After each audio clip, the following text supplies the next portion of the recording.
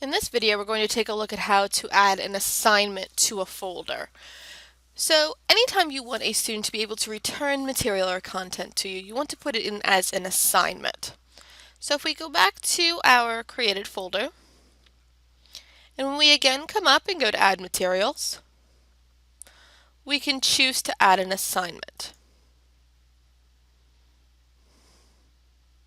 Now within the assignment, we have multiple options. Let's go ahead and give our assignment a name first of all.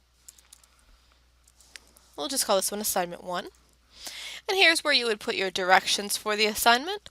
Any additional content that you want them to have can either go in here in the box, or you can use again these tools at the bottom to add files, or to add links, or to add resources. Great idea might be to include some audio recording to this, especially for students who are auditory learners. It's great to have not only your directions typed up here, but also your voice recording those directions as well. Again, up here you still have the same standard buttons.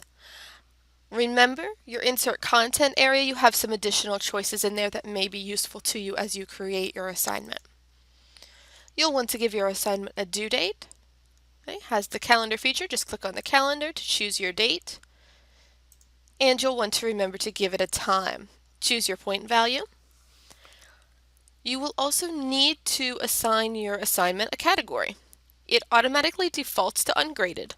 If you choose to leave your assignment as ungraded, it will not sync to PowerSchool and the grade will not count in your gradebook. You will also generally not get notifications that those assignments have been submitted. You'll need to actually go looking for them. So if you want your assignment to count towards a student's grade, you do need to assign a category. Initially, when you come into this area, you will not have any choices. So you will need to create a new category.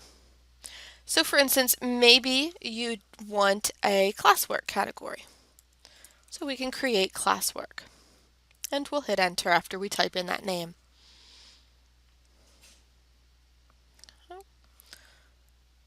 Now, once we go back into that assignment,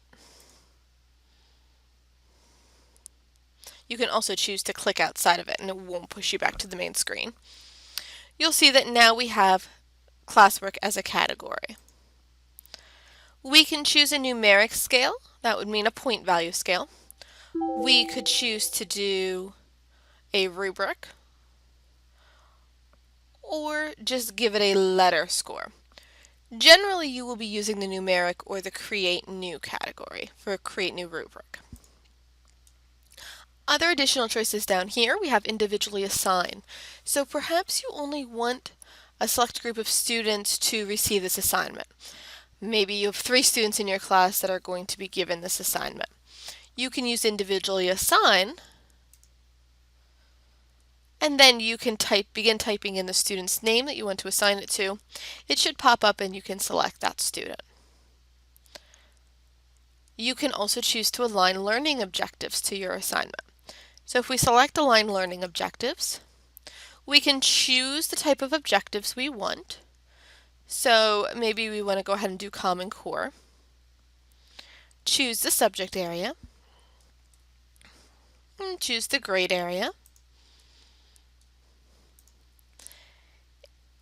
And you can continue drilling it down until you get to the key standards that you have or the objectives that you have. Select it, add learning objective, and now it will attach that objective to your assignment. That's helpful if you want to track mastery of your students. Schoology has a mastery function in which you can tell how many of your students are scoring proficient or advanced or basic, but that feature will only work if you assign learning objectives to your assignments and to your test questions. Other choices down here, you can choose to lock the assignment for submissions. You can choose to enable submissions. You can also choose to disable submissions if you don't want them to be able to submit it yet. Visible to students are of course hidden from students. You can do grade statistics in this program, and you can also choose to have comments enabled or disabled.